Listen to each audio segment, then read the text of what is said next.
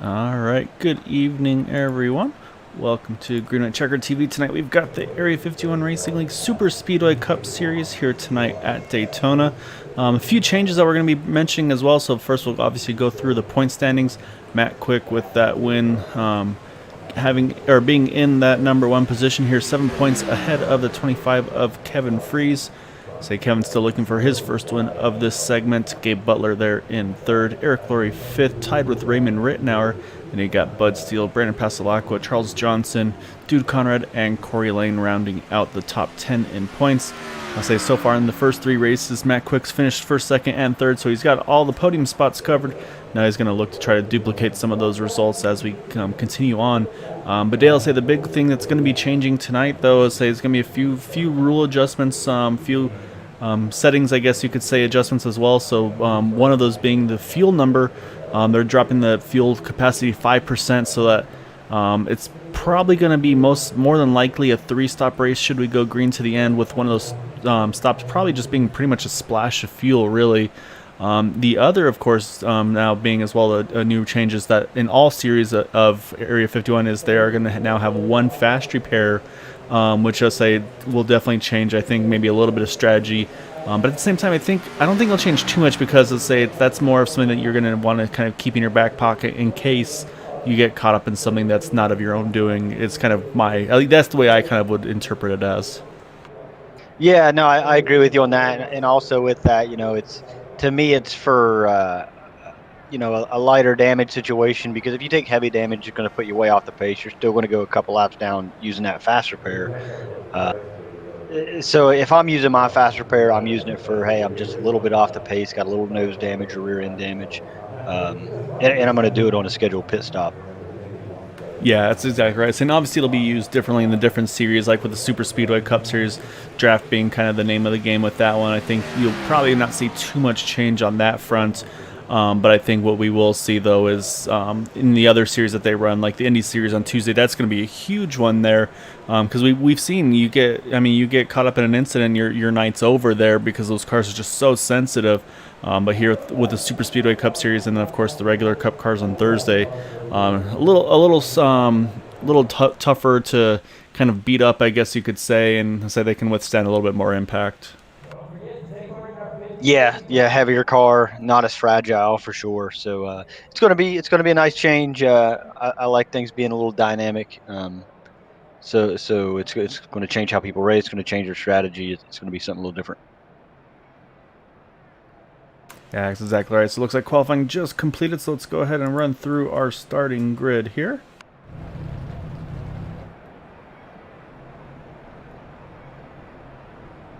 All right, on pole position, that #1 of Gabe Butler, He gets the bonus point for winning that pole position. It's going to help his points chances right there. Raymond Rittenauer in second. Kevin Fries in third. Dean Wilkinson in the 55 machine in the fourth position. Good qualifying lap by him. Got Dude Conrad rounding out the top 5. Then you got Jack Walsh, Travis Turnmeyer, Charles Johnson. And 9th through 16th here, you've got Mark Brown, Eric Laurie, Paul Witt, Joe McAdory, Will Eastman, Mitchell Wilkes, Brandon Pasalacqua, and Roy Grandy. 17th through 24th here, Rob Malone, John Brill, Dalton Hayes, Corey Lane, Bud Steele, Ted Decker Jr., Matt Quick, our points leader, entering tonight, starting 23rd. Next to him, Kevin Hash in the 03. And the remainder of the field here, Thomas Holder, Nicholas Winnook, Paul Fletcher, and Eugene Vernon. So going to have 28 cars taking the grid this evening. I say it's like I said. We always talk about Matt Quick kind of being Mr. Fuel Save. We've seen him go just significantly longer than some of these other guys here. Is there any thought on your side, Dale? Could Matt maybe stretch it enough to still try to turn it into a two-stop race, or do you think you just have to lose too much speed to get that field number down to make it there? Well, I think if anybody in the field is able to do it, it's going to be Matt Quick. I mean, we've seen it time and time again with him. You called him Mr. Fuel Save. Very, very accurate nickname for him.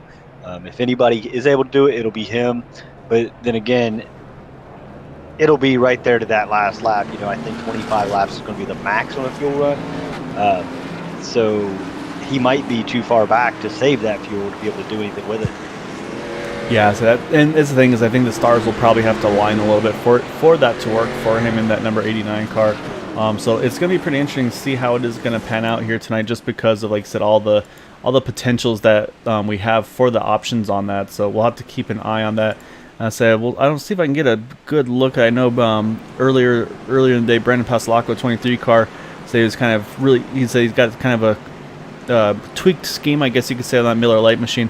So I can't get a great look at it, unfortunately, down the side of it, but I say he's got some cool looking additions to the car. I say, but yeah, so I can't get a great look at it here. Say, unfortunately, our cameras are shooting a little far away, but so I say he's really excited to have that one. And so that's one of those things too, is when you get a paint scheme that's kind of got a little bit extra meaning to you, so it kind of helps you just push that little bit extra, I feel like. Yeah, absolutely. All these guys, everybody's got a great looking car out here. That's one of the things. You go to some leagues and maybe people don't put that kind of time, or don't have time to do it, I should say. But here, everybody takes great pride in the cars they run.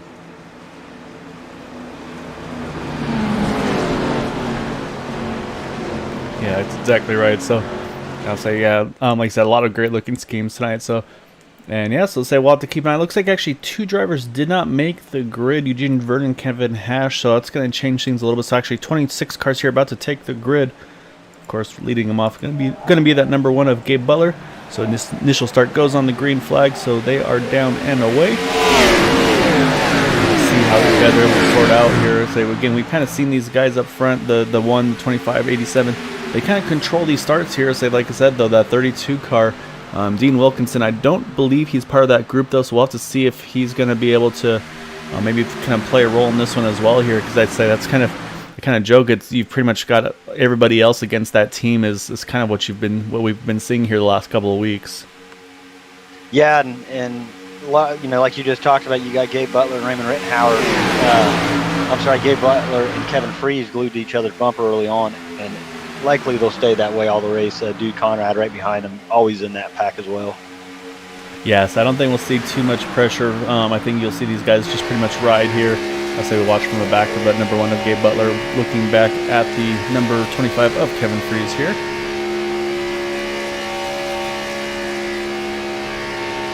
Raymond Rittenauer kind of got shuffled back there, running 9th now. Not too worried about it, but just kind of shows you if you can't get to the bottom right away, or you don't have good draft help on the top, you're going to fall quick. Yeah, that's exactly right. So you see, it looks like that 001 of Eugene Vernon has gotten on track. Unfortunately, he's going to be down a lap right off the get-go. And I say it actually could wind up worse, because I don't think he's going to be able to hold on to a draft here as he gets up to speed. So probably going to wind up, depending on how this green flag run goes, might knock him down 2 laps. So we'll have to keep an eye on that for sure. But yeah, so right now the thing's holding pretty steady. And so like we mentioned, a few new faces as well in this race tonight. So one of those being that 429 of Paul Witt. I say he's in that bush paint scheme there. I say right now one of the bigger movers from 11 to 7 here on this opening lap or two. So I say that's kind of what I think his goal is going to be, is just try to kind of get familiar with the guys, get everybody kind of earn the respect, earn the trust, and that way you can kind of go after it here. Is actually, as I said here, he's going to jump to the outside of that number 32, which actually I think is actually the 55. Apologies for Dean Wilkinson. And so we'll see if he has anybody join him right now, because right now he's kind of left out to dry there on that top side. Yeah, the 55 looks like he's going to jump high, and then you got Jack Walls and the 9 of Charles Johnson back there. Actually, the top line's starting to form up real nicely here. Yeah, see, as I said, yeah, you're right. The top line forming really well here, so we'll kind of keep an eye on that. Say the other one of those drivers I mentioned, the 22, he's in that Coca-Cola machine, kind of looks like kind of a throwback paint scheme there for Joe McAdory. I think that was kind of his goal here tonight, was just kind of ride here, and then really start feeling it out, get used to everybody, same thing, and then maybe towards the later, like maybe the later third of the race, maybe 25, 15 to go, that would be kind of his game plan. That's when he's going to try to let that thing go and see if he can get that his way to the front. So again, so that's what you have to do with these things, is you get a new league, some new faces, kind of just try to get yourself familiar with those guys around you and see what you can make happen. Yeah, there's definitely a lot of trust you develop racing like this and in these big packs, with the guys that are near you. And as you race in these leagues through the years, like a lot of these drivers have, you learn their traits, you learn how they race you, what they're going to do, what they're not going to do. So just kind of, you got to feel that out when you first start. Yeah, that's exactly right. And sure enough, you see in the back of the screen there, we saw Joe there fall to the back there. So he's just going to, again, pretty much, I think, just cruise control here up front, or in the back of this lead pack here. But up front, though, Dean Wilkinson getting a big push from Paul Witt here. As they get just to the quarter panel there of that number 1. Oh, we see the 8 there. Dude Conrad gets a big wiggle there. Not sure if he may have had contact from Travis Turnmeyer there. They're able to react. Oh, we got trouble in the back, and I think I see, yeah, we have a handful of cars involved. So this fast repair is going to be a huge benefit right now to our points leader, Matt Quick. He got caught up in that one. Also saw the 71 of Mitchell Wilkes was caught up as well. The 85, Paul Fletcher, he has his motor's blown, so he's going to definitely have to use it, as well as that 79 of Ted Decker Jr. So kind of an accordion effect incident there that really brought everything back here. So let's go back and take a look, see exactly how it unfolded. We'll kind of start at the beginning of it. When we saw the number 8 have a little bit of a moment there with, I think it was number 51 behind him. Take a look, looking at the back of the number 8 here. Actually, no, he just catches the yellow line just a little bit too much there, and then from there, just kind of an accordion effect on back here. So you can see everybody starts stacking up a little bit to react to it. A couple drivers there jump to the inside line to try to kind of keep it clean. I see Will Eastman, he actually jumps way down to try to keep it safe there. Because again, I mean, these guys are so bunched up on each other, you can't see a lot here, Dale, and so that's just where it really looks like this is kind of actually might be where it started. Oh no, actually a little further back there with the 10, Corey Lane, looks like that's, we'll go back here and take a closer look here. You see Corey Lane, he's trying to check up behind the 6 of Charles Johnson. Then you see the 89, Matt Quick tries to react as well, and then Ted Decker Jr., he's just kind of the wrong place, wrong time on that accordion effect. He gets into the back of the 89, who gets across into the 98. 79, 71 also get caught up in that. You see the 22 takes the grass there to avoid it there. So yeah, so a lot of drivers that are involved early here in this one. But again, I think these faster pairs, that one faster pair, I mean, I think it's going to be crucial. I think Matt Quick probably is going to be one who's going to have to use it here, Dale. So of course you want to save it to the end just in case. But I mean that car's missing its whole rear TV panel, if you will. Yeah, it's a real tough break for Matt. Not usually involved in incidents, and it's just a simple thing, as Ted Decker Jr. was just a little bit higher on the racetrack than everybody else and couldn't see the checkup. The rear ends of these cars are high anyways, being a speedway car, and then you compound it with the size of the spoiler. So really he could not see what was happening in front of him. So just incident of circumstances. I don't really think anybody's fault. Yeah, so we're going to keep an eye here. I'm watching the pit stop here of the number 89, and I think Matt's actually going to see what this car can do without the fast repairs. I see he's getting service done to the car, but the TV panel hasn't got that magic fix on it immediately, so I think Matt's going for a different strategy here on that car to see if maybe he can save that fast repair just in case. Because again, I mean, the nose of the car looks in pretty good shape. So I mean, as long as he's got no motor damage, and as long as that car can suck up in the draft, he might still be okay. But definitely a risk versus reward here. And the other thing with this, of course, Dale, is that pit window now definitely going to be 2 stops here to the end for all the drivers here. Yeah, so they probably come in with a strategy in mind. You get a caution, early caution like this, obviously that strategy is going to change. So I'm sure their crew chiefs are talking to them and figuring out what exactly they're going to do. But that definitely changes how they initially thought the race was going to go. Yeah, I'll say that now it's all about when to make those 2 stops. Do you run the first one long and then take the least amount of fuel in the second stop, split it evenly? There's a lot of potentials that you can have on that one. A little surprising, unfortunately, it looks like Eugene Vernon 001 wound up retiring from, or it looks like he may have retired from the event. Don't see him on track anymore, because he was going to be the beneficiary of that to become just 1 lap down. But with that, though, he's not on track anymore. So unfortunately, it looks like we have 26 cars remaining in tonight's race. As again, with these plate races, it's quick caution, so we're already on the 1 to go. So we'll see what some drivers are going to be planning on here. See Raymond Rittenauer, he's going to top off here. Also, the 22 of Joe McAdory is doing the same. I'm going to jump over to Matt quick, trying to look at his lap or his speed here by himself. I think that might be what he was doing here, kind of get up to speed on your own, see if he has enough solo speed to feel safe to do, to be able to stay out here and not use that fast repair. So he's going to head back into the pits now. So we'll take a look, see if maybe he's going to change his mind on that strategy here and maybe use a fast repair on this time. Yeah, when you're trying to catch back up to the pack there, he got a lot of information about his car just in that little short burst. So you might have saw something he didn't like and wants to change. Yeah, as he gets the TV panel put back on. Yep, so fast repair taken for the 89, so we know for sure he's out of fast repairs. We also know that the 98, well, actually, no, it wasn't the 98 cars, that was just the paint scheme. We try to hunt that. I think it might be Paul Fletcher in the 85. Yes, so the High Point Ford Mustang, he's also used his fast repairs, so we know those 2 are out. Not sure on some of the other drivers here, so Matt's going to have to really kind of balance aggression versus just kind of damage mitigation now at this point in the race here. So again, still going to be restarting here, 66 to go, so a lot of racing to do and 2 pit stops to go as well. And to say now he definitely does not need to worry about the fuel save strategy. He can just try to put himself in the best spot to try to be at the end here.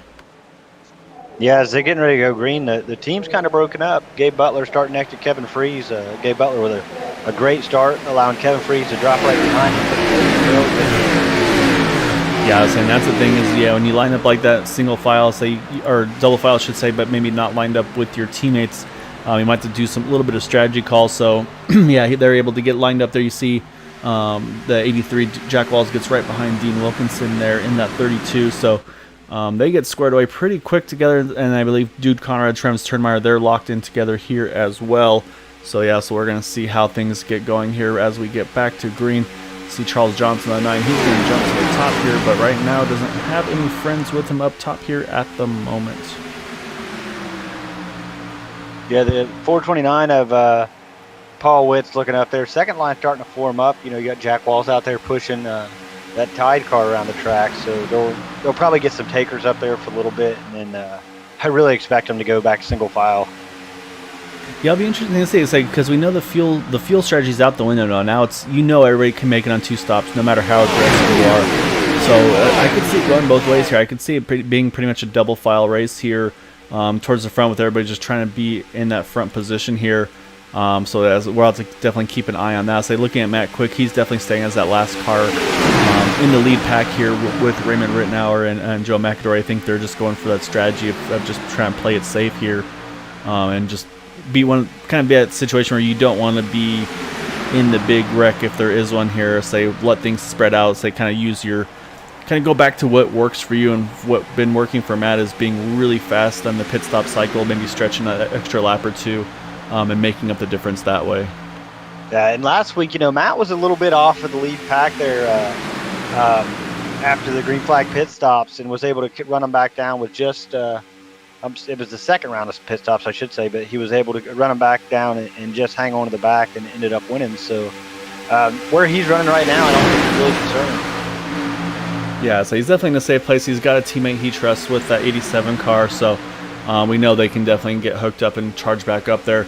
I'll say the only thing is they're a little further away than I would feel comfortable with Raymond Rittenauer leading this group. You can see he's just about a second off of the pack of this lead pack in front of him. And actually looking at their lap times, they're actually running about the same time as the lead pack here. So I think they're gonna have to hustle a little bit here. We'll see if I think what you were seeing too is that 22 in between the two of them might not be lining up the way they're hoping to try to get that push to get back to the lead pack. Yeah, and it's really risky for Raymond and Matt to try to line up and lose more time doing that in the position they're in. Yeah, but right now they're definitely losing time, because I'm seeing about 1.5 seconds now, the gap between those two. So they're going to have to figure something out to get back into this mix here. Otherwise, they're going to risk losing the draft here with just those three cars together. So I'll keep an eye on the intervals. We keep an eye on the fight up front here, because, again, topside's definitely starting to move here. But again, a little bit of movement there on the inside line. Saw the 18071 there. They had a little bit of a wiggle there in turns 1 and 2. Again, able to get things back in order there. But yeah, looking again a little further back, and I see, yep, okay, that's what I was expecting to see. I was thinking we might see Matt Quick try to tag onto the back. Oh, but actually, no, the 22 I saw just was able to squeeze back inside. So yeah, I'll say they're still holding pretty steady. So we'll see if they can close that gap back up. But right now, also up front though, the inside line's holding pretty strong here. Yeah, they're strung out about 4 cars over the top line, and people were seeing that, and I couldn't see who it was, but just dropped out of the top side there. So they get that 4-car lead, and people start losing confidence in the top groove and start moving around, and it just compounds the issue. Yeah, so it looks like Roy Grandy, he decided, hey, I'm going to try to lead this top side. Maybe the 55 or 32, maybe he needed a better push here. So I'm watching up front. Looks like those drivers are starting to close the gap just a little bit here. So I'm going to keep an eye, and I think they're working kind of jockeying for a position to figure out who needs to be where there. So I kind of keep an eye on them as we see them in positions up front. I think, yeah, it looks like Raymond Rittenauer, he's dropped in behind the 22 car. So I'm expecting to see here's now probably Raymond try to push the 22 to the front, because again, we know how well the 22 car, or know how well the 87 car is able to push up front. Yeah, so the scariest thing you're ever going to see just happened. Roy Grandi up there leading that top line. The car's right on his bumper. Everybody's stacked up, and he starts having connection issues. So it's one of the scariest things to see if you're, a car or two back and can see what's happening. Yeah, so I was actually focused on the 18 car, and I noticed there when I'd say it kind of lost to who to watch there. And so yeah, you're exactly right. When it would say when you're in the lead pack in general, but yeah, when you're right up front, that happens because you got a car right tucked up on you that you're getting the most push of anybody. If you disappear, you don't know where you're going to reappear in relation to that. So I say luckily it worked out that time. Hopefully connection stabilizes as well, because yeah, it's going to catch some people's attention here if not. Yeah, he's able to get a big push off Dino as they're up there, door to door with Gabe Butler and Kevin Freese now. Yeah, they're doing a really good job because they've got pretty much a good chunk of their team cars on that inside line. Like I mentioned, Gabe Butler, Kevin Freese, Duke Conrad's right there, the 51. Travis Turnmeyer, I believe he's part of that group as well.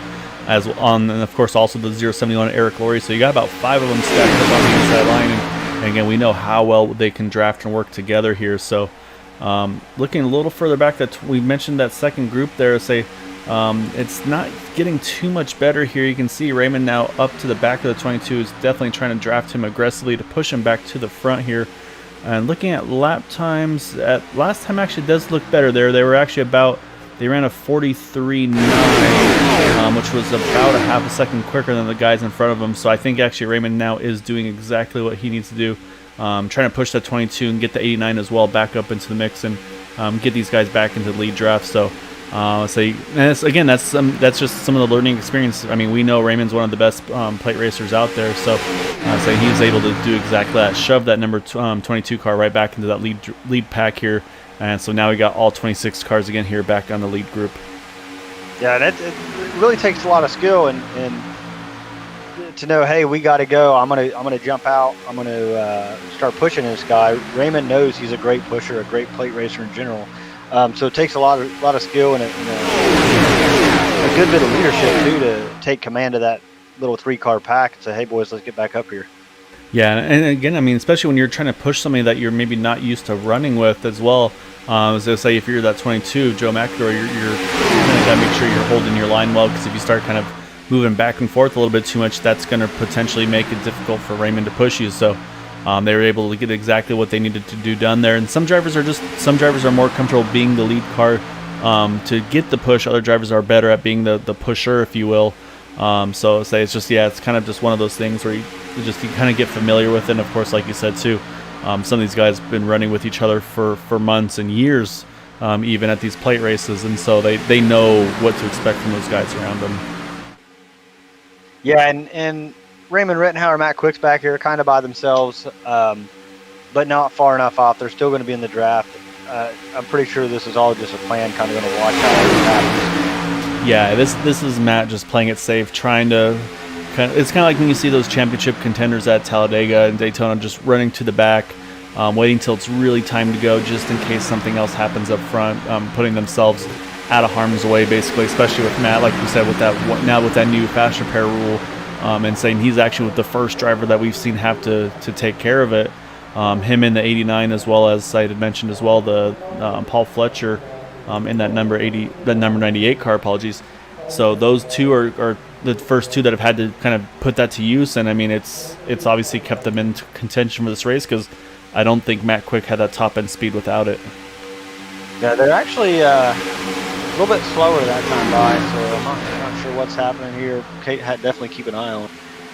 Yeah, so you gotta be careful, not, like you said, not to fall back too much. But again, say when it's those two together, I feel a little more comfortable with that. But yeah, but you're exactly right. They gotta make sure they don't fall back too far here, because you never know. If that group gets a really good run, they could wind up kind of gapping you that extra half a second that you need to get back into the race. Yeah, absolutely. Still kind of impressed. I thought the 18 of Roy Grandi was going to be able to get around Gabe Butler. I'm having problems tonight. Was going to be able to get around Gabe Butler, but he's still just kind of hanging there next to Kevin's door, not really making much ground up. Yeah. Oh, again, dude, Conrad catches the apron there. 3 and 4. We're going to have contact. Oh, we got trouble. I'll say that was exactly why we saw some cars fall to the back. Somehow we still, actually, I think we stay green here. I'll say that's going to completely shake the running order up as well, because you're going to have a lot of guys. Let's say you can see a lot of these guys slowing down, expecting the caution. Caution doesn't fly, so they're going to have to hustle up and try to get back going again, because this is really going to spread this field out here if we stay green like it is. Yeah, you're absolutely right, and definitely some cars took some damage out of that. You got probably 4 groups now running. Yeah, so I'm going to go back and take a quick look. We can watch that effect here again. So we'll catch the attitude, Conrad. Sorry about that. Let me get back here. You'll see the 8 here. He just catches that white or the yellow line here. We'd mentioned that's what happened to him earlier there. Just gets just a little bit below it. Everybody starts trying to react here, and then unfortunately, just again the according effect, you see it catches the 78, who catches the 23, the 47, the 78. I'm trying to see who else may have got caught up in that as well. I think John Brill in the 90. So I'll say a lot of cars got caught up in that, but like you said, though, it's just the whole field's here. Everybody's did a really good job, though, of somehow keeping these cars straight, and then getting right back up to speed as well. So, yeah, so right now, say we've got about let's see, how many cars are broken away here? Looks like about an 8-car breakaway here. Gabe Butler, Kevin Freeze, Dude Conrad, Dean Wilkinson, then you got Jack Walls, Charles Johnson, Roy Grandi, and Travis Turnmeyer. So those 8 are all together here, and in really good formation now. And so basically everybody else is going to have to do, starting with Paul Witz, though, looks like who's kind of leading this group here, is they got to kind of get reorganized and figure out who's going to be the one to kind of lead this pack off and try to get this gap closed back down, because again, it's already over 5 seconds here, so they got to figure it out and figure it out quick. Yeah, the lead pack here, still a lot of teammates nose to tail. They're not going to jump out of line and get real racy. They're in a really good position if the race stays green. Yeah, so it's one of those things where you never want that kind of stuff to happen, but at the same time, you're like, oh, this is nice. We only have to worry about the 8 of us right now, so we'll just kind of take advantage of this here. So we'll wait to see. So I want everybody to get kind of settled in here because you can see right now it's only those 3 cars. Everybody's still trying to get gathered back together. Everybody's just kind of jumping around trying to figure out where they need to be to get in contention here. As actually we go 3 wide there through turns 1 and 2. Say Brandon Paslock, unfortunately not on pace there in that 23 car. He is one of those that had made some pretty heavy damage here. So what's going to need to happen is these guys just need to get situated, figure out who's got damage where, and kind of get situated in that sense to be able to, again, try to get grouped back up. Because the one thing they have going for them is, I mean, well, not even that, because they don't have that many more laps before pit stops have to happen as well. As we're just about to hit that window where they can make it on one more stop. And just a few more laps, but I was going to say they have more cars, so I mean they should be able to close the gap here, but you just see everybody's just really jockeying for position. Just they don't know where to go right now, it feels like. Yeah, it's kind of tough. I was watching lap times in Paul Fletcher, Raymond Rittenauer, Matt Quick were running real great times. At one point about a half a second faster than the leaders, but it's kind of flipped on the other end now as they meet up with some of these damaged cars. Yeah, so now I see Raymond Rittenauer, Matt Quick up on the top side. They're going to try to tandem down the backstretch, trying to see if they can get around the 10 of Corey Lane here. Because let's say they're trying to now, let's say they've lost group now with the second group. Like you said, it kind of split things up a little bit. So they're trying to do everything they can to get right back into this mix here. So they're trying to clear that 10. As soon as they do, they get to the bottom immediately. But I say the problem is we'll look from the front. Get to the camera here. Get to the front of the 87. There's the gap that they have to try to make up there to those that second group here. So it's going to be a challenge here for them to kind of chase these guys back down that are up in front of them. Yeah, and that time by Raymond Rittenauer turned a 44.817, and I believe the leaders were around a 44.3. So it's a substantial speed difference. Yeah, and that's going to be the next thing to watch is going to be the speeds of these different groups here. So. Right now I'm watching the one of Gabe Butler. He just went by there with a 44.568. The second group being led by Paul Witt. I'm waiting for him to cross the line. Ran a 562. So near identical times for those two. So that 6-second gap not going anywhere right here. Let's say we'll watch the leaders come off, and here comes the next group right there out of the exit. Let's say Matt Quick and they ran a 44.223, 233. So they're about 0.3 of a second quicker. They're tandeming. So again, if they can push a little bit more, they're almost in that 1 second window of the 00 of Thomas Holder. If they can tag onto him, they can then close that gap to that group in front. Yeah, and as you mentioned a few moments ago, you know, these guys are going to have to come to pit lane here very, very soon. So that throws in, you know, if somebody slides through a pit stall or spins coming to pit lane, you know, or anything could really happen. It's going to break these groups up even more and allow Matt Quick and Raymond Rittenauer to gain more ground.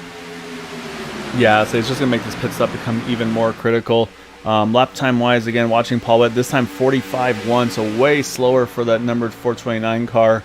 Almost 0.8 of a second slower than Gabe Butler. Not sure what happened to him, but definitely not the lap times he was looking for. But yeah, and actually, I think it may have been Mark Brown. Oh yeah, you're right. Here comes the first group of cars here. Oh, saw a little bit of a lock up there from the from the 8 there, Dude Conrad. Hopefully everybody got down to speed. So that's going to be Gabe Butler, Kevin Fries, Dude Conrad, and Travis Turnmeyer. Those 4 working together here on their pit stops here. So we'll see what the strategy is going to be if they do fuel only 2 tires or what. I think for sure, I'll say at most it'll be 2, and it looks like it's going to be lefts. Yeah, everybody's on the same strategy, left side tires and 2 cans of fuel, and here they come all in together. Yeah, saying they're coming out all together, which is exactly what you want to see here. So now we're going to see these next 4. Are they going to react to this, or are they going to stretch it further? They are going to stretch it further here. So right now it's kind of a 4-on-4, really, if you will, up front here. Let's go back to that number 429, because yeah, here comes a second group of drivers hitting the pits there. Looks like Nicholas Winook was in there. Will Eastman, as I said, a caution is out. I think it may be that second group of pitted. Oh yeah, the 22 and the 18 there. Looks like Roy Grandy and then that 22 of Joe McAdory. So that's a huge break for a lot of those drivers here, Dale, because that's going to get them all right back into the thick of things here. Obviously a little bit off just because of the pit stop cycle, but let's go ahead and take a look and see what happened to bring this yellow out here. See the 22 heading on exit there. Saying this is a really tricky one, especially if you don't take tires at all. Say it's really easy to just kind of lose the back end of the car.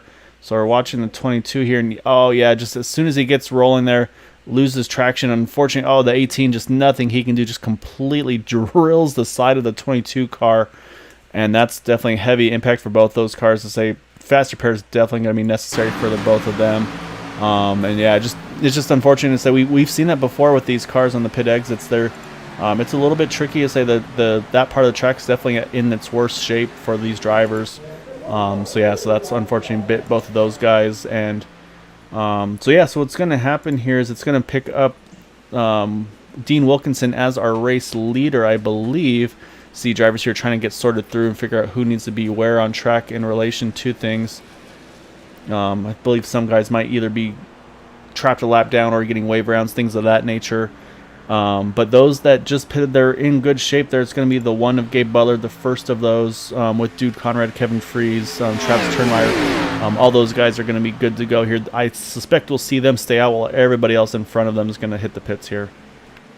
Yeah, and they're going to stay out. They're going to be in great position. We're going to definitely see them time their restart so they can line back up on the beginning. I would be very shocked if we didn't see that happen, but it was a really, really good break for them. Yeah, so now the next part's going to be, of course, some of the strategy for these other drivers here. What do they need to do here to try to get some of that track position back? I just wonder, like, do Raymond, do Matt, do they do something different on this pit stop to try to put themselves in a better position to try to have them kind of further towards the front of the field here instead of being where they were, which honestly was kind of looked like a bit of a difficult spot. Did Roy Grandy use his fast repair already? I'm wondering the same thing. As I see him not on track at the moment, so I'm wondering if he may have had to retire as well. So I'll have to keep an eye on that. So I'm watching the pit stops here for some of these drivers, and it looks like not a big change here. Looks like everybody's pretty much down and away. I think Raymond may have had some damage because he's got a longer pit stop going on in that number 87 car, so I think he may have had to get some damage repaired on his machine, saving that fast repair as well.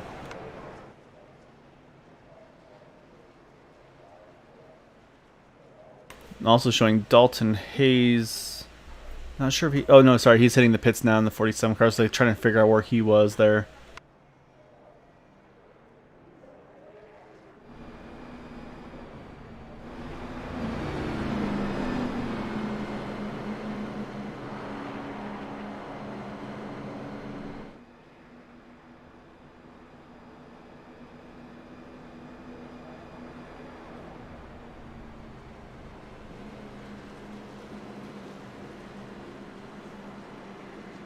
So I'm trying to look. Oh, go ahead. Go ahead.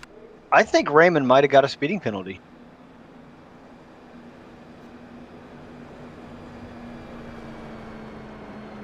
It's definitely possible here. So I'm trying to find that number 87. Yeah, I mean, if you go off the time there, I mean, it is almost exactly a 40 seconds afterwards. So yeah, he may have got too hot on entry, which, again, I mean, he's going to get away with it here because we're under caution. So if there's a time to do it, that was it. See, Matt Quick here, he's going to top off on this one to go.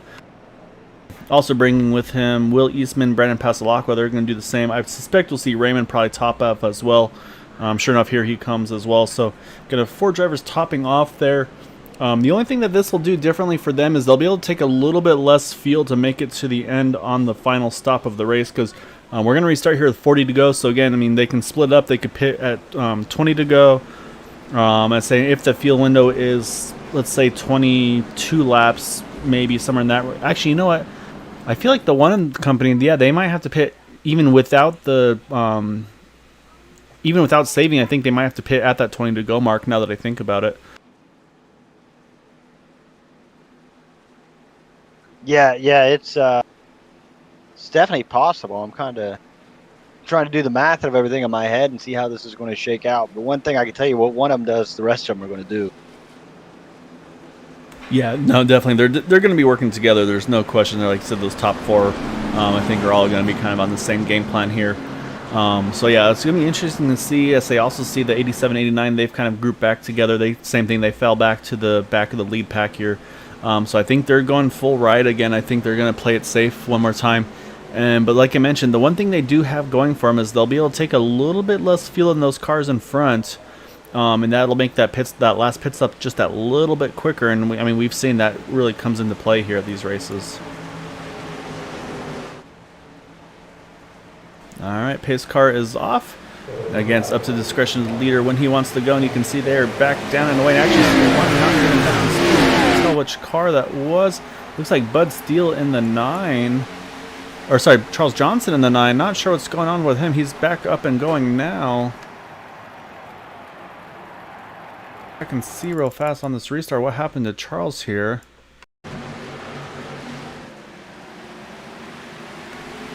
Car just doesn't go. It's like it just shut off. So unfortunately the 98 there made a little bit of contact with him spinning around to the grass. Kept it green though.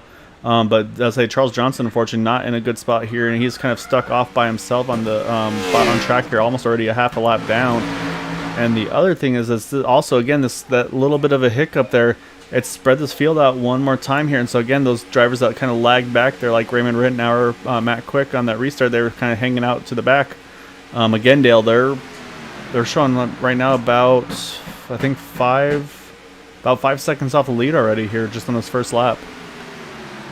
Yeah, they're gonna form up. Actually, they're gonna go around the 120 there, a Will Eastman. But I don't know that they're going to be able to recover this gap under green flag conditions. They're going to have to hustle. I mean, this is going to be, again, they're going to do what they did before and just work and draft as hard as possible here to try to close the gap back up. So, again, I'll watch the lap time and see how they compare to those others up front here. But we're watching again, say that second line starting to form on the outside again with Dean Wilkinson. He's getting help from Nicholas Winook there. Also see there Paul Witt starting to join the party as well. And St. Thomas Holder, 00 car. We haven't really talked about him too much today. He's now working up there. He's that 4th car in the top line.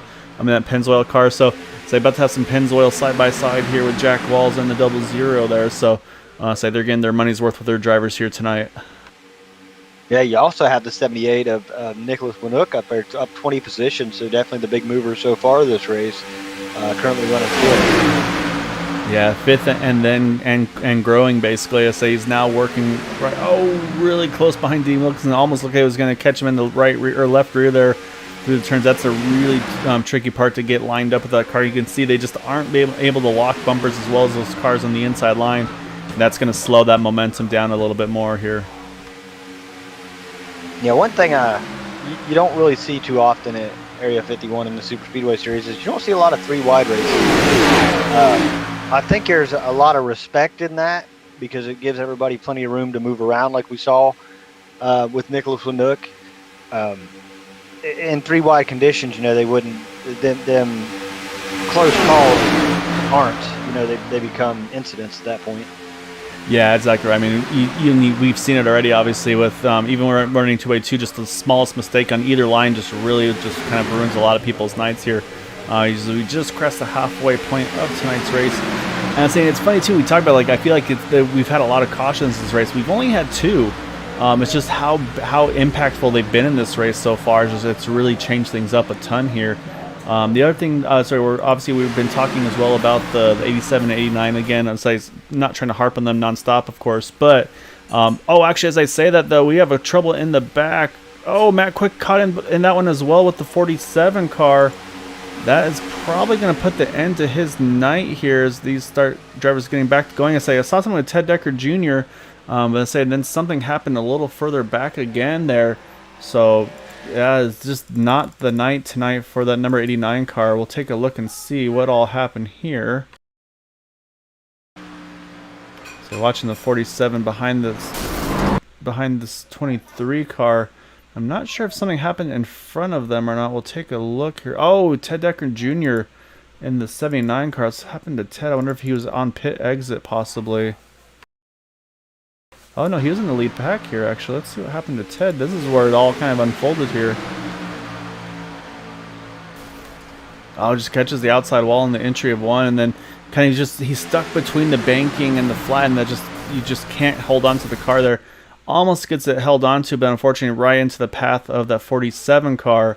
So that's where the initial contact happens. Oh, Raymond Rittenauer, he gets hit, or he hits, I should say, the 79. You see Raymond there sliding by, also gets caught up in that. But then the 47 here, as he's trying to recover it, right into the path of Matt Quick, nowhere Matt can go there. And say that as hard of a hit as that was for Matt Quick, I don't think he's going to be in too good of a shape on that number 89 car as well. So this is just going to be a night to forget. Yeah, it looks like he's got motor damage on that 89 machine. So that's going to be a night to forget for Matt Quick here, unfortunately, which is, again, going to really hurt his point standings as well. So we're back under yellow here at Daytona. Looks like a late pit decision for Gabe Butler there. So he's going to bring the field in here. Looks like everybody except Corey Lane's going to follow through. So looks like Corey's going to get a lap led most likely in that number 10 car. So yeah, so say right now looks like few takers here on there. See the 68 looks like he's going to get a wave round. That's going to put Mark Brown, I believe. Yeah, put Mark Brown back onto the lead lap. And saying before he even gets to the pit lane, everybody's already on the exit. Yeah, just short fuel stops, just topping off. I think that's a really, really smart move. Still not quite going to get them to the end of the race, but it definitely shortens that last pit stop up. Yeah, it definitely does there. So also definitely going to be a big help here for that 9 of Charles Johnson. Say he had that contact on that initial start there. Not sure what happened to him. Looks like he trying to take a look at the back of the car. I think he may have used the faster pair on it. It looks nice and pristine again. So 9's going to be back in the running here. But yeah, so just a bad night overall, unfortunately, for Matt Quick here. Say he's going to obviously have to hope for a little bit of bad luck for those championship competitors around him. Say we'll pull the standings back up here as the right under yellow.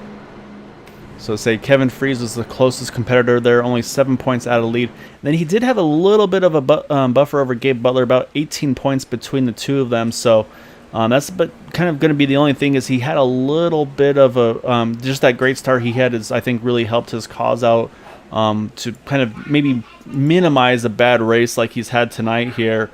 Obviously, definitely not what he wanted to have happen tonight, but he's just going to have to try to kind of put this one behind him and then try to regroup and go after it again next week. So I saw Gabe look like he was going to maybe try to make a pit stop. He stays out, though. And it looks like not any. Got one taker there. Will Eastman, he's going to top off here on the 1 to go in that 120 machine. Everybody else is going to stay out here as we get the 1 to go. And so we're going to get things going again here, Dale, with 32 laps to go next time around. So say still, again, outside the pit window by probably about 10 laps or so. So nobody can make it here to the end, but like you said, it might be kind of a splash to the end, might be the strategy call here. Yeah, if the last stop is green flag, it's going to be a lot shorter. They're going to need about 10 laps of fuel, it looks like. So they'll probably take 1 can. Interesting with Corey Lane, elected to stay out in that 10 Monster Energy Camaro. Interested to see how this turns out for him. I don't think he's confident that we're going to stay green.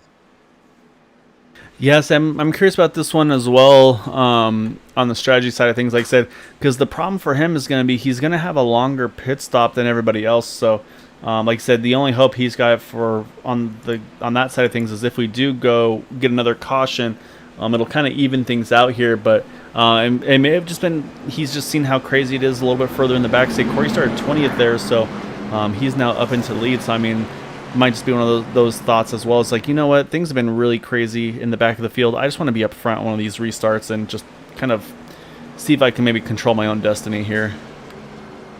Yeah, absolutely. And he is controlling the start here, so he's going to potentially break up the groups that we've seen so far. So it might really change things. Yeah, I'll have to definitely keep an eye on. So say lights are off on the pace car. Say he just dropped into the pits, and we are back under green here. It looks like he may have waited for that green flag to fly before he gets going, and that's a pretty common thing we'll see at these plate races because you do not want to get ahead too much.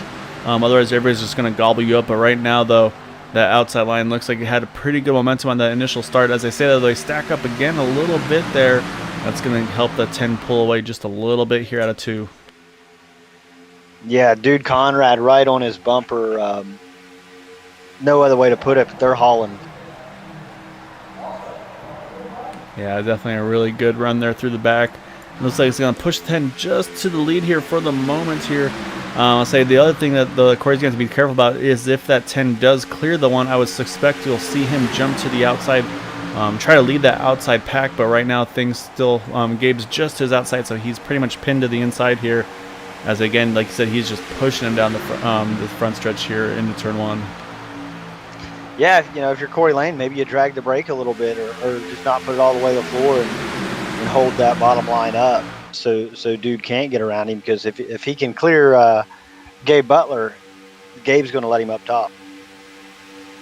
Yeah, so even if Gabe doesn't let him up top, if he gets the gap, he'll probably try to take it anyway. Like I say, you always want to be that car in the furthest forward position in the best chance scenario to try to win these races. So, but right now though, Corey doing exactly what he needs to do here, trying to control this race. As I say, we're going to come around here, 30 laps to go. So say again, probably about I'd say 7-8 laps probably outside the fuel window to make it to the end. But the question, of course, is then going to be how far do these drivers go on the fuel run. Corey Lane, he can probably go about 10 more laps, I would say, comfortably. So I'd say he can probably go to about 20 to go on this one, probably even a little further with that caution as well. So once again, we'll just have to kind of wait and see what that strategy is going to be like here. As the track gets rubber down on it and all that through this race, I'm noticing the cars are starting to move side to side a lot more, entering and exiting in the corners. So I don't know if everybody's having some handling issues or things are developing, but it's definitely everything's moving around a lot more. Yes, I've been watching the 8 following the 10 there, and it just, like, at least from where I'm sitting, I feel like the 8's moving around a bunch, but I think what it is just, again, we talk about drivers that are drafting with people that they may not be as familiar with, and I think that's what's happening with Dude trying to draft with Corey Lane. They haven't really worked together much all race. Don't know how much they've worked together this season as well, and so those are just things you have to be really careful with as they come through the backstretch here, coming around the Paul Fletcher, I believe that is. Looks like he's going to get out of the way, so he's able to get back on track. Unfortunately, he's able to hold on to the draft, though. But saying up front, though, you can see that one of Gabe Butler just starting to edge a little bit ahead here through the turn. And saying now off of turn 4, I think we'll see the momentum really start to shift. Yeah, usually on the front stretch, you'll see the bottom line prevail down toward the end of the corner. Backstretch can be a little bit different, but these guys are pushing real hard, both top and bottom. Nobody's trying to give up an inch, it doesn't seem. Yeah, so you definitely say there's no riding right now, like we mentioned. Say I think with that different fuel strategy, it's definitely picked up the aggression here. Everybody knowing that they still have to make another pit stop, they're just going to go for all that they can here. As again, you see the 8 just pushing the 10 down the backstretch, holding them even with that number 1 of Gabe Butler. So right now, still Corey Lane doing everything he can to try to hang on to that lead here. And so the other thing that Corey does have going for him is even though he's going to have to make a pit stop and probably a little bit of a longer pit stop, he's at least on the inside line. He doesn't have to worry about it, at least at this point, so I don't want to jinx it. But he doesn't have to worry about trying to force his way down to make a pit stop. As I mentioned, he's going to have to pit sooner than these guys around him. So always a big wiggle there from the 429. He's able to keep it off of that car to his inside, but big moment there for some of those leaders. I'm sure it's probably caught a few of them. Yeah, I'm sure Kevin saw him coming down and probably wasn't too fond of what he thought was going to happen. But the 429 was able to gather it back up and everybody stays straight. Yeah, so that's where we call definitely was a pucker factor there. So luckily everybody's able to get away with it though. But again though, say that those front 2 here are still holding really steady up front. And saying again, not obviously you never want to root against anybody, and you don't want to kind of root for bad luck. But and say if you're that 89 car, you're probably kind of hoping that there's a little bit of trouble for some of these guys around you, though, just to give you an opportunity here to maybe lose a little bit less points on this race tonight, kind of just limit that damage if at all possible. Yeah, and that's all Matt can do at this point in the 89 is he has to set and watch. And it's nothing he could control. He was just kind of a victim of circumstances. But at this point, he's up to the mercy of what happens. Can't really do much about it. Yeah, so one thing I noticed, he has not retired. He's still sitting in the pits, probably getting all of his damage repaired that he needs to get done. I'll say because he does have one spot he can gain over Ted Decker Jr. just by completing 1 lap. So again, we know how important every point is. So I'd say I think we'll definitely see the 89 back on track to at least get that point. And of course, then to say right now, he's showing us 10 laps down. So Once we get within 10 to go, depending on where things are, that might limit what he can gain afterwards from that point. But where we are now, 25 to go here, say there's still, if anybody else gets caught up in anything and we run out of fast repairs and things of that nature, still could be a few more spots for him to pick up as well, just to try to, again, minimize that damage. Yeah, and he's conscious, of that one position at one point and how much it can matter at the end of the season. Coming in with a lead and then having to park it early on and not gaining hardly anything is tough. But if he's going to scratch and get every point he can get out of it. And he's coming off pit lane now, it looks like.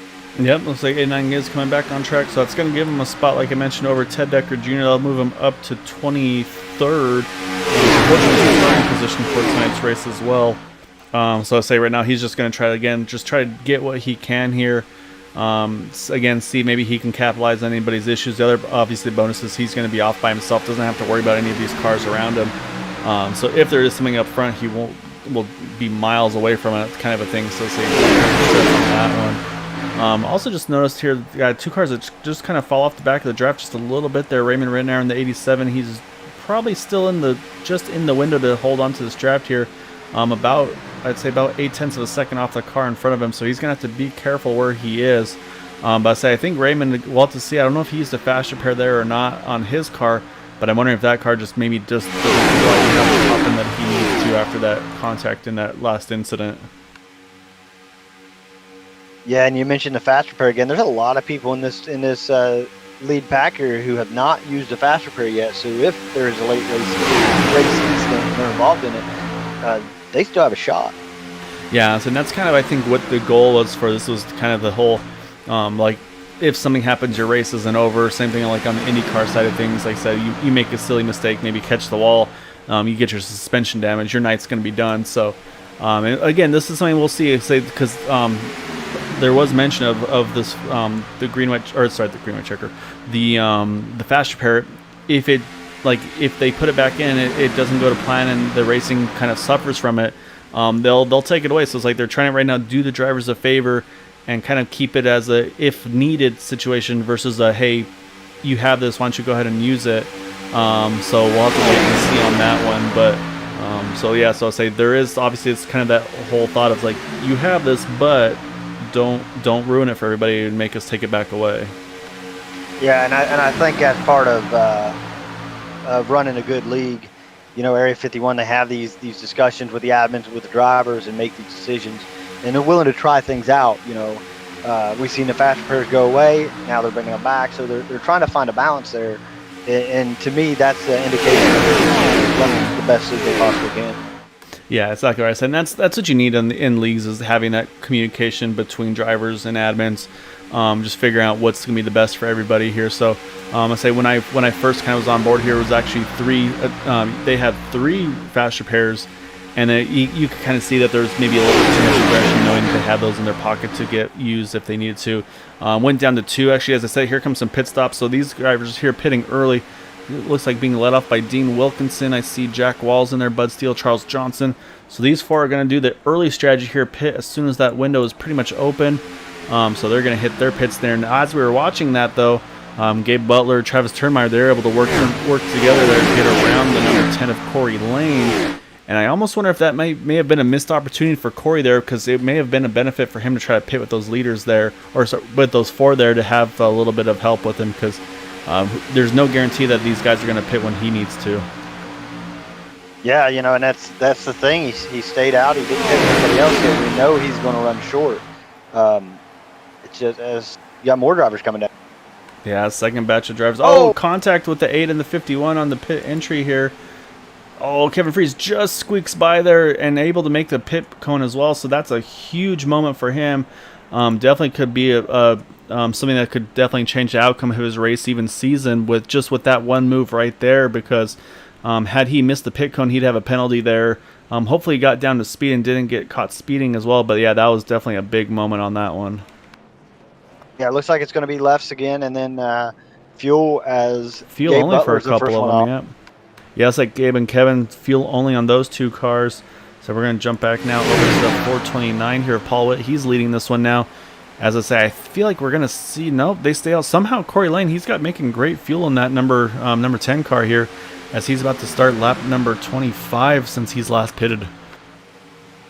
Yeah, I'm really impressed with that. You know, it's definitely this was where I thought the limits of the fuel run would be at 25 laps.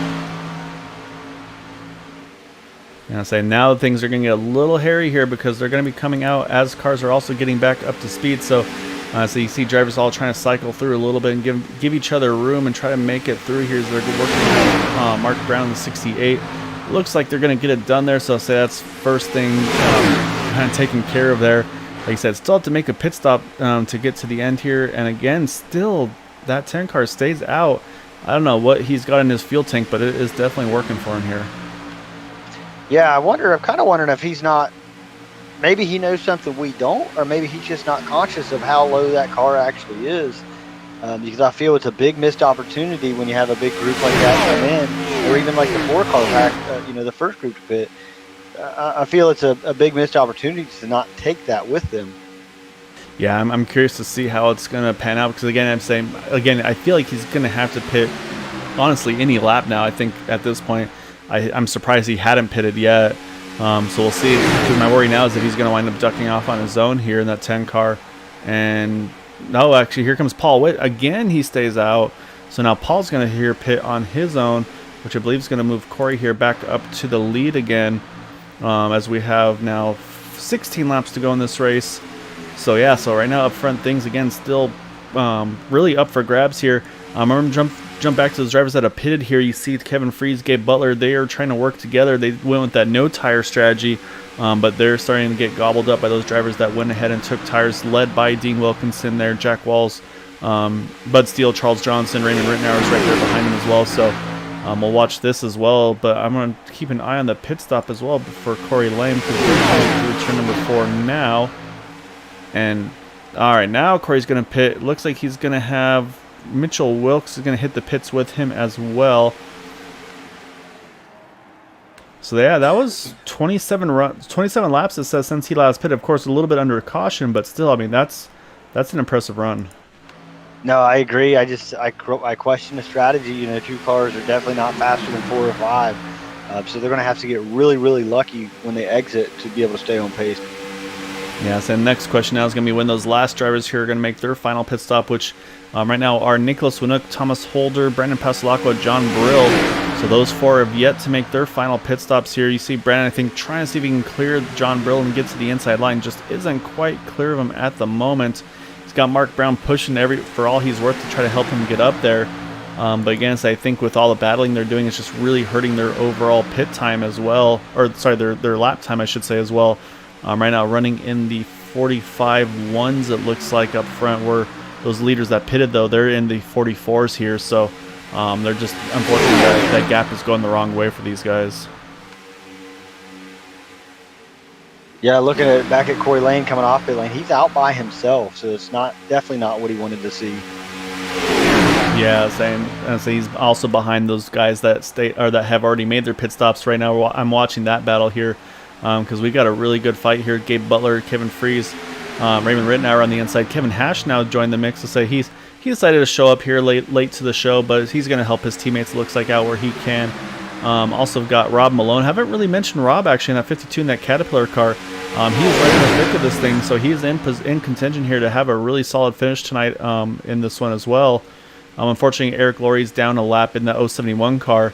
And then, like I said, on that top side, though, so you still got those guys up front. Dean Wilkinson there, Jack Walls, Bud Steele, Charles Johnson. So right now I've got about 10 cars, I believe, that are in contention for it. And actually, Paul Witt, we talked about Paul hitting the pits by himself. He's going to hold on to this lead draft here. He's going to be in contention as well in that 429th car. So great job by him through that pit stop cycle, being in contention as well here. Yeah, and that's the break you definitely wanted to see. You know, he was able to get in and out, holding on to the draft. So, good job to him.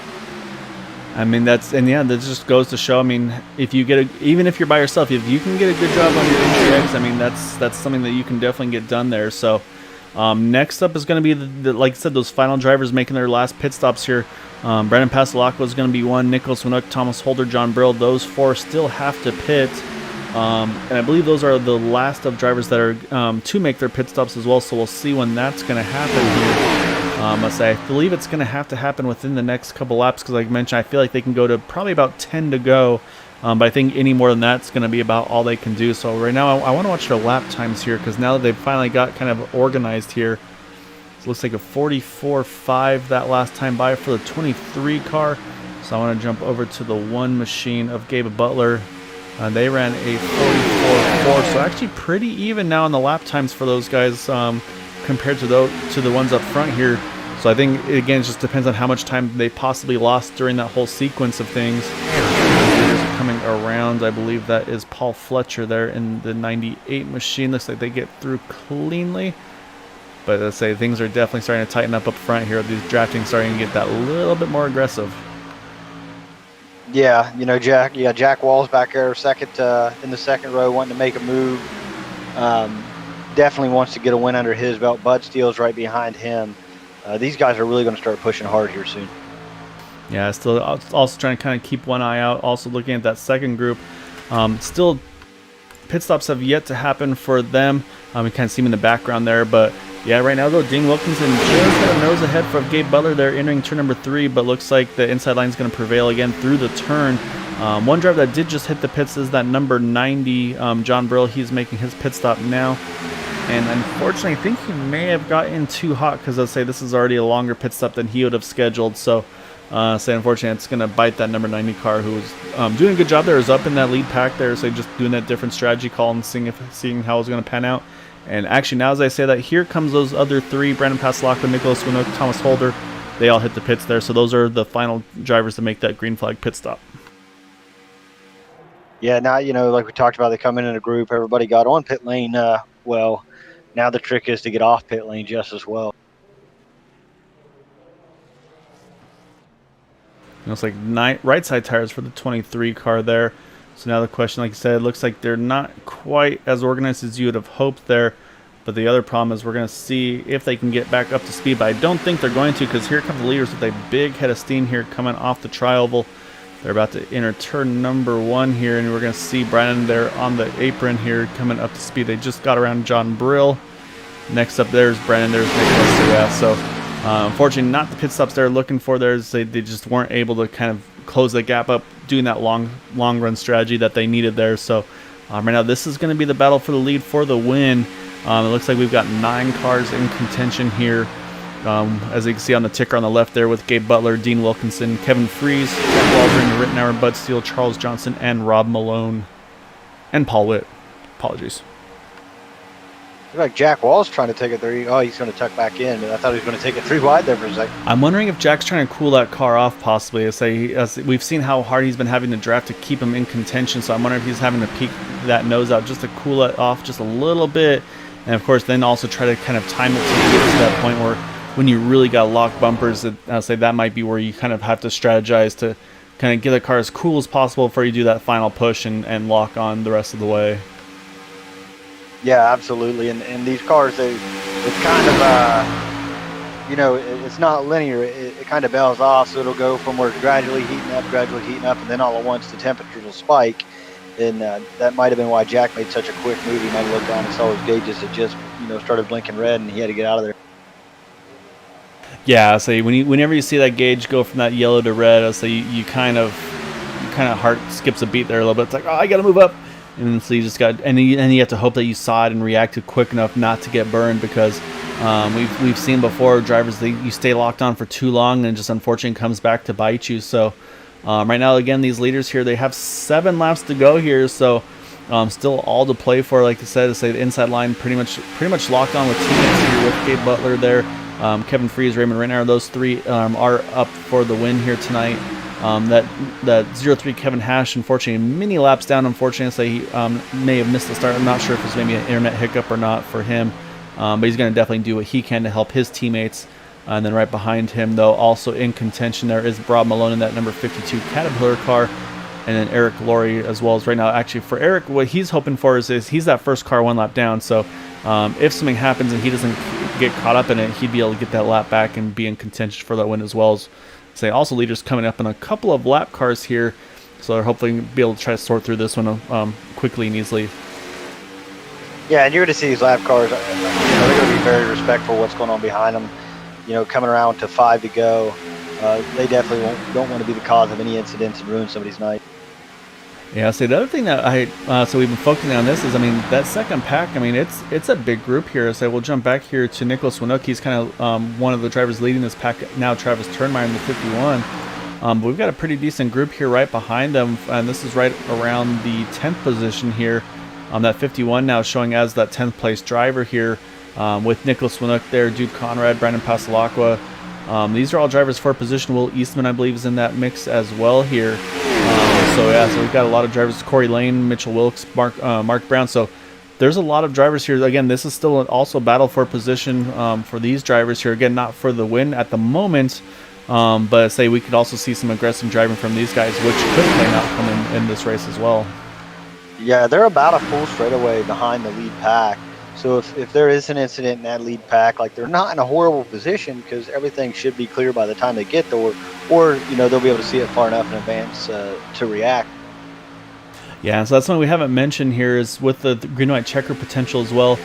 So with the Area 51 Racing League, they do have up to 3 attempts of a green-white checkered finish, hence the channel name as well for Green-White Checkered TV. Shameless plug there. As I said, a big crash in the back, and sure enough, that's exactly what's going to happen here. We've got a lot of cars involved there. In that second group, I saw Corey Lane was one of those involved, so we have many drivers caught up in this one, Dale. And that is going to do exactly what we had just talked about. So that is going to put us right in that green-white checkered window.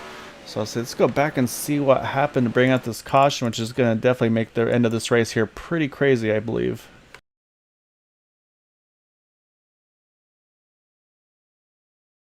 So watching Will Eastman in the 120 car. Oh, actually, it's further up. There's the 51, Travis Turnmeyer. I think he may have just got a push at the bad spot. From the 78 and Nicholas Winook here. We'll watch as they enter turn number 1 here again. Yeah, you see Nicholas, he gets just to the inside corner of the 51 car, and just as soon as he does, it just isn't a square push that gets the 51 loose, and then you see Nicholas tries to react to it, and unfortunately he's going to get has to try to react right in front of the field there. And so it's going to catch up pretty much the whole group here, actually. It looks like Travis is the only one to get through this mess.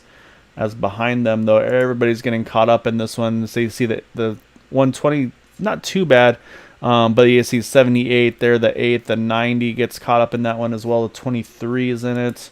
The 68. 00 may have snuck by as well. To take a look at the 00 here of Thomas Holder. I think he may have just somehow parted the seas there and got through that one. So let's go back. I want to take a look from Thomas's point of view, because that may have been some really good heads-up driving by him.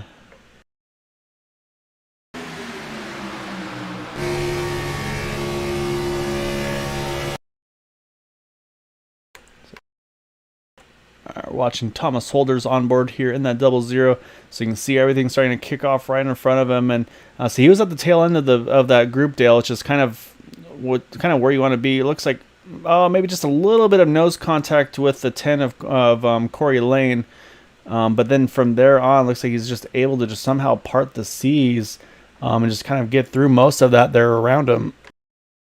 So yeah, so say big moment there for Thomas here, and say jump back to up front here. So yeah, we talked about Eric Laurie. He's going to get his lap back, so that's going to put Eric back into contention as well. And then I believe all the leaders here did not pit here, so I think that was, they'll say they don't want to risk losing that track position, because this is going to put us onto that green-white checker territory, with this one being the first attempt. Yeah, Eric Laurie's happy. Not happy to see guys wrecked and see a bunch of tore-up race cars, but definitely happy to be back on the lead lap and hopefully able to make something happen. Just happened to be in the right place at the right time for that, tagged onto the rear end of that lead pack. Yeah, that's exactly right. So again, the next part of that is going to be drivers, fast repairs, no fast repairs. I still see a few drivers in the pits: Nicholas Winook, Brandon Pasalacqua, Dude Conrad. Those three still sitting in the pits. I believe Will Eastman, I'm not sure. I think Will actually, I'm not seeing him on the ticker. I'm not sure if he's retired or not in the 120 machine. We'll let that update to kind of verify for sure. As they leap drivers heading out of the pits now. Also see Corey Lane still sitting in the pits in that 10 machine as well. So it's like some of them are starting to get rolling here as the leaders are approaching them through the tri-oval. It looks like it's going to trap Corey a lap down in that 10 car. So yeah, so say this is definitely going to be attempt number 1. So like I was about to say before we had that happen, say not sure if that's commentator's curse or not, but yeah, so basically what's going to happen here is this will be attempt number 1. So again, scheduled distance was lap 75, and we are on lap 75 now. So say normally we'd be ending under caution if not for the green white checkered. So will give us another chance here to have an exciting finish to the end here.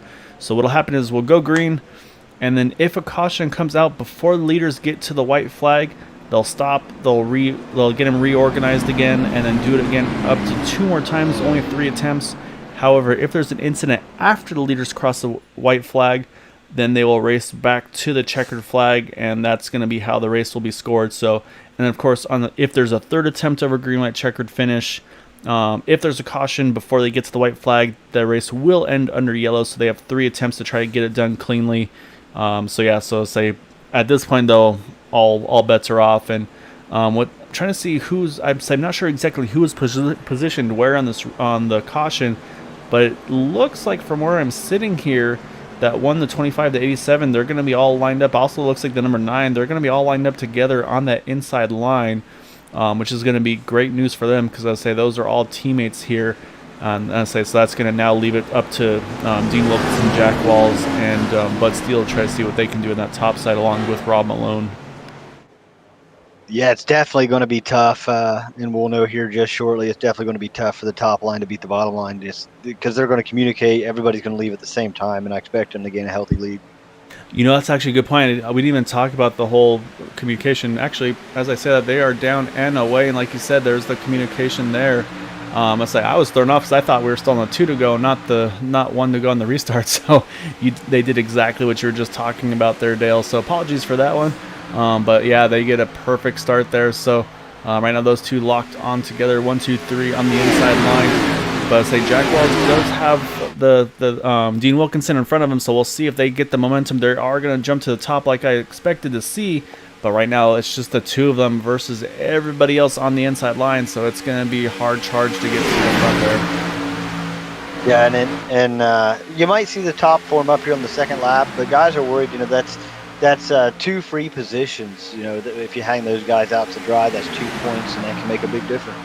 Yeah, that's exactly what we see Charles Johnson doing here. He's able to grab those 2 spots, like you said, as we do cross the white. So from here, we're just going to race it out to the finish. So now the question is, do these guys stay committed to each other? As I said, that Charles Johnson, he's going to jump to the top, see if he can lead that group around or not. But we'll just have to see if there's enough momentum to be made to get to there. As right now, things are looking good for Gabe Butler, Kevin Freeze up front here. As I say that Rob Malone in the 52 car, he's been able to take advantage of the 9 jumping to the top as he's trying to work his way a little bit further forward here as well. Look to see about getting that 4th, 5th place position.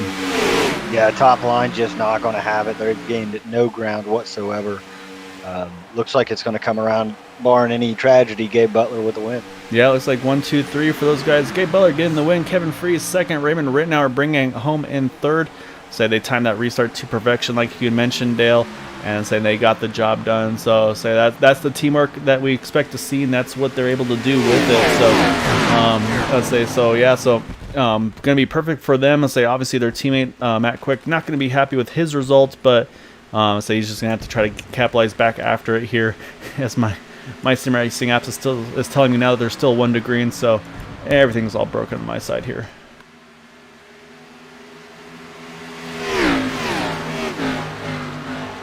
Alright, so with that though, Gabe Butler gets the win with the help from Kevin Freeze from Raymond Rittenauer. So we'll watch here as Gabe comes across the start-finish line, do some celebrating in that number 1 car. And he's just going to do an extra lap, actually, looks like, just to be certain. So what we'll do here then is we will jump over to our 2nd and 3rd place drivers here. So give us just a moment. We'll get everything lined up here, and we'll have a chat with our top 3.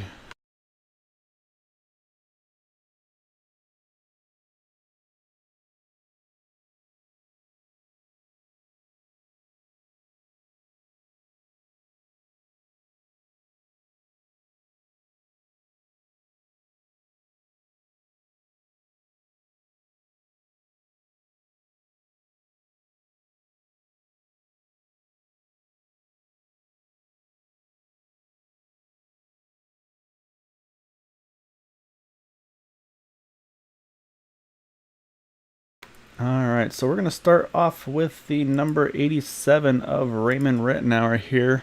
So let's go ahead and pull Raymond in here. So it's kind of a tale of two races, I feel like, for you, Raymond. I'll say that first half definitely did not go well for you. So I know you're trying to help your teammate Matt there, and I'll say it just seemed like everything you guys did there just it would find a way to just somehow just explode in your guys' faces there, and say it worked out a little better for you than for Matt there, but.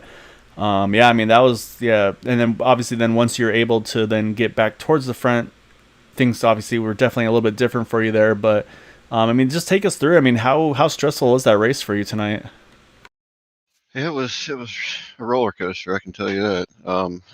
Yeah, I was trying to help Matt there, and he didn't have a quick repair left, and unfortunately caught a car coming off the wall, and that ended his night. So decided to just play it safe there for a little bit. Got my stuff repaired, saved my fix till the end on that pit stop, and luckily had a really good pit stop there and came out third.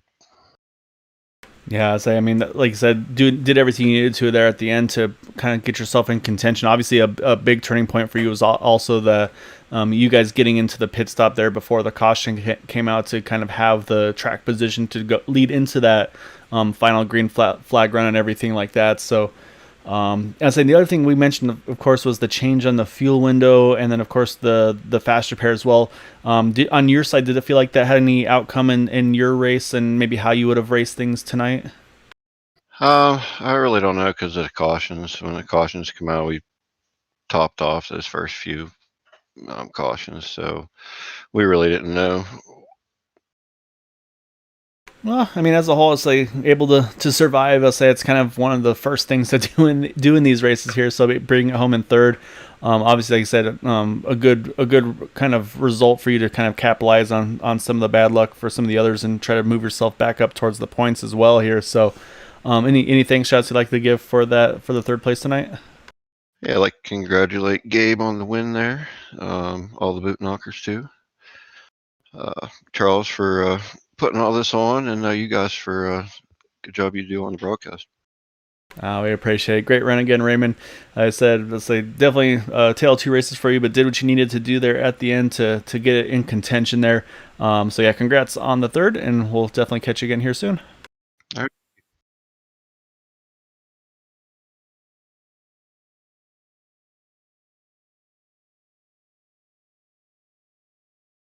All right, next up is that number 25 Folgers machine of Kevin Fries, also known as Better Kevin. So let's pull Better Kevin in here. So say you were pretty much up in front with Gabe. Let's say pretty much controlling the race there. I'll say obviously things shook up a little bit with pit strategies and things of that nature, but let's say you two always kept finding your way to the front there. And then just looked like you kind of did your teamwork to perfection on that restart there at the end. I mean, take us through your race. I mean, I feel like it wasn't too eventful from where you're sitting, but maybe there's a little bit that you can kind of catch us up on that maybe we didn't catch on our side. Yeah, pretty uneventful. That last caution sort of helped me. I was burning up on the bottom. And then that final restart, we just timed it perfectly. We knew from the previous ones that if we got locked up, it would be hard to beat us. Yeah, I mean, that's a really good point that you brought up. As we saw at before the caution came out, so you like you said, you were pretty much pinned to the inside line. We had a couple of, I think it was Rob Malone was up there, Dean Wilkinson, Jack Walls, Bud Steele. I think they were kind of running that top side, and yeah, you were kind of having to be the pusher there. So, and we had talked about the temperatures as well. So was it getting up there for you where you were having to kind of maybe not stressing, but you were kind of getting a little bit nervous on those temps? Yeah, I always like to have a little bit of temperature to give on the final lap, and I had absolutely nothing to give. I was running, the coolest was like 280 for those laps that we were side by side, so it was pretty hot. Yeah, that definitely is warm. So you did what you needed to, and like I said, once the caution came out, you're able to kind of get everything cooled back down. And actually, that's probably something you can. I don't want to give out any trade secrets or anything, of course. But are you able to do anything under those yells to even bring those temps down even a little bit more to try to just allow you to be that much more aggressive on the restart and stay locked on the rest of the way? Yeah, I just some people shut the car off, but that doesn't let you cool off as much if you just run as low RPM as you can, and that just gave me enough to be able to push as hard as I wanted to. No, you guys definitely did that. So you got the restart down perfectly, and then, like I said, just you guys.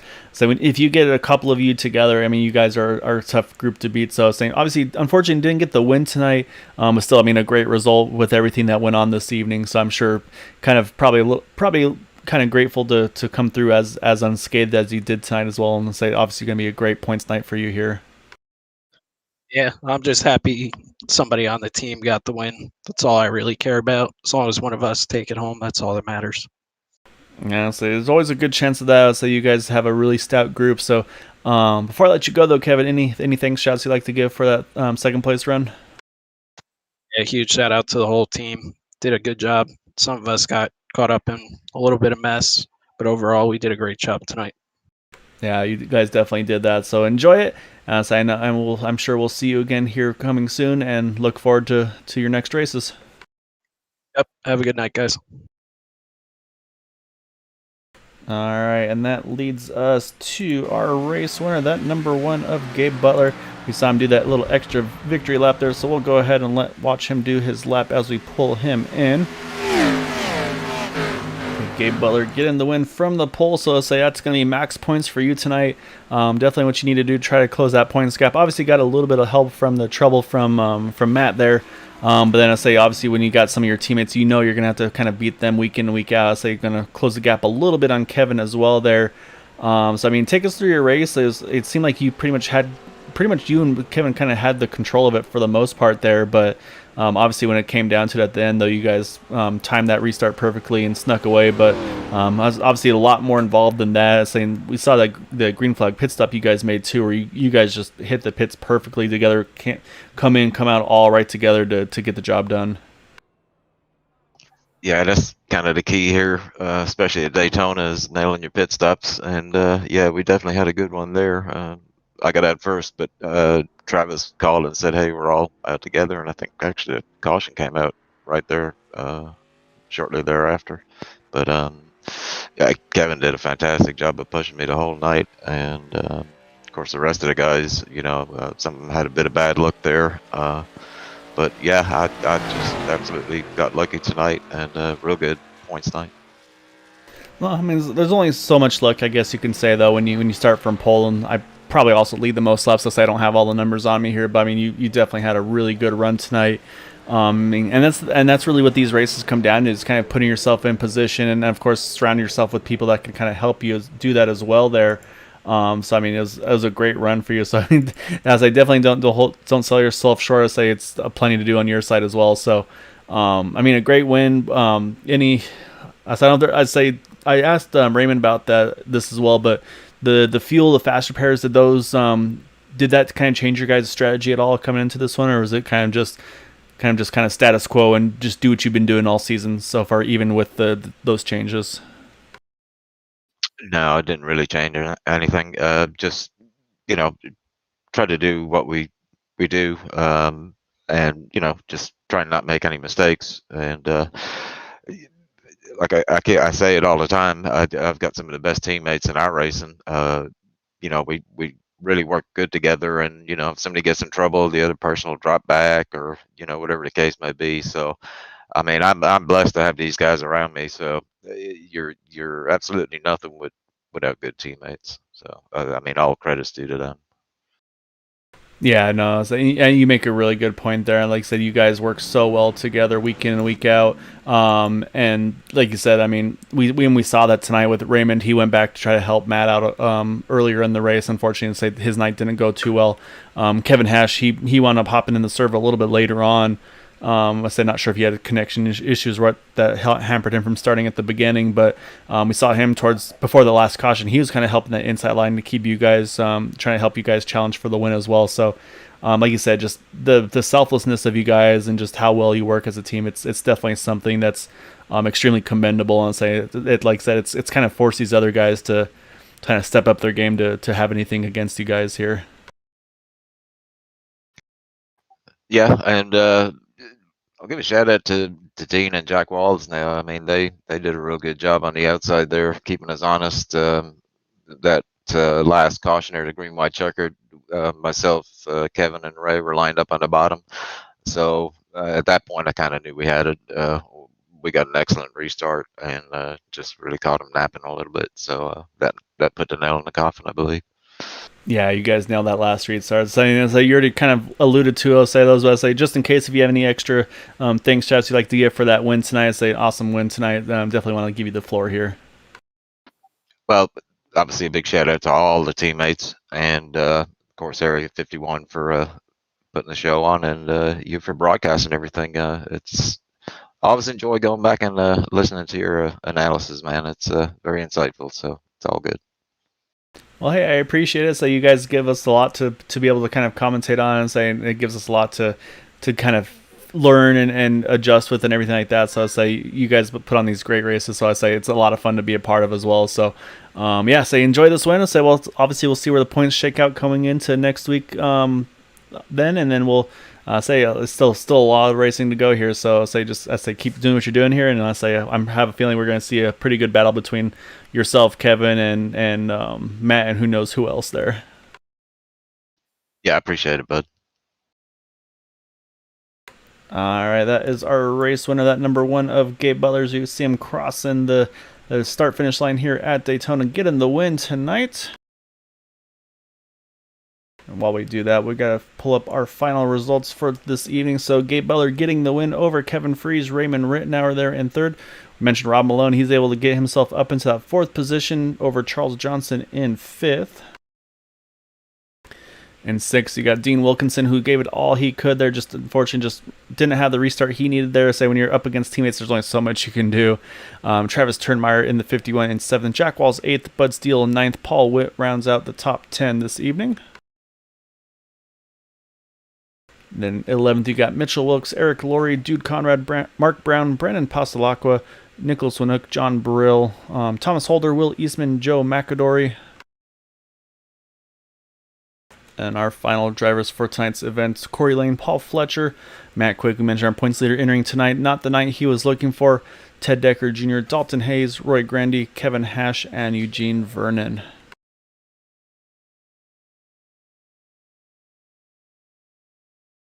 So with that, I want to congratulate again our top 3 getting the win here. Those teammates rounding out the podium finishes tonight.